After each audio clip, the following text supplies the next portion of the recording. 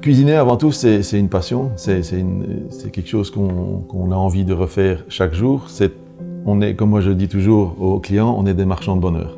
On part d'un produit, d'un assaisonnement, d'une garniture, et on essaye de sublimer le produit sans le dénaturer. Et ça, c'est la base de la cuisine.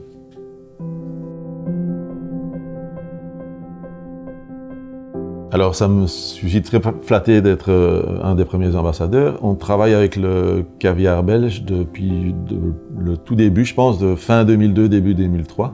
On a eu la chance avec Best Caviar, avec Lars et son papa, d'aller visiter la fabrique tout au début. Et c'est vrai que moi, ce que j'aime dans le caviar belge, c'est l'évolution qu'il y a eu par rapport aux premières dégustations. Toute cette évolution qu'ils ont fait avec l'esturgeon, avec la nature de l'eau, avec le respect du produit de base du poisson, de l'esturgeon, et d'avoir ce résultat final qui aujourd'hui pour moi est devenu top.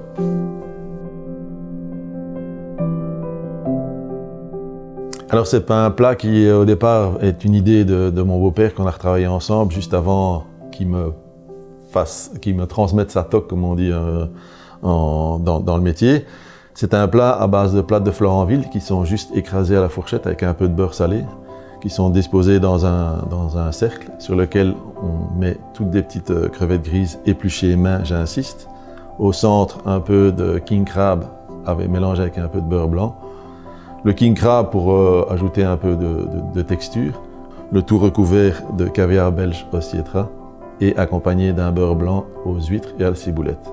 Le caviar qui donne toute sa finesse, son élégance, et le beurre blanc aux huîtres et à la ciboulette qui donne justement ce petit côté acidulé qui vient finir le plat en douceur. Ce qui transparaît dans ce plat, c'est justement ce côté iode qui est finalisé par la douceur et la finesse du caviar. Si on peut trouver des produits d'exception les plus proches, comme on a la chance d'avoir, on a une petite ferme qui produit des micro-olives, donc toutes des petites pousses, qui est juste derrière le coin ici. Elle vient nous porter nos micro-pousses en vélo. On a cette discussion avec le producteur. On essaye de trouver des améliorations ensemble et ça, c'est vraiment top. Donc je pense que l'avenir, c'est ça aussi, c'est une discussion entre le producteur et le chef et d'avoir un résultat final qui est le plus sublime pour le client en finale.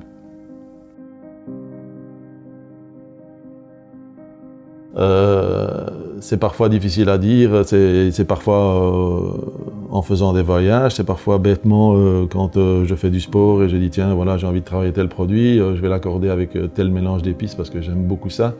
Et puis après on travaille avec un produit, un accompagnement de saison. Mais l'important, c'est surtout de ne pas dénaturer le produit de base qu'on veut mettre en valeur dans l'assiette. Quand je fais mon sport, que je trouve, entre guillemets, les meilleures idées, et à ce moment-là, il faut vite les noter et les mettre en pratique.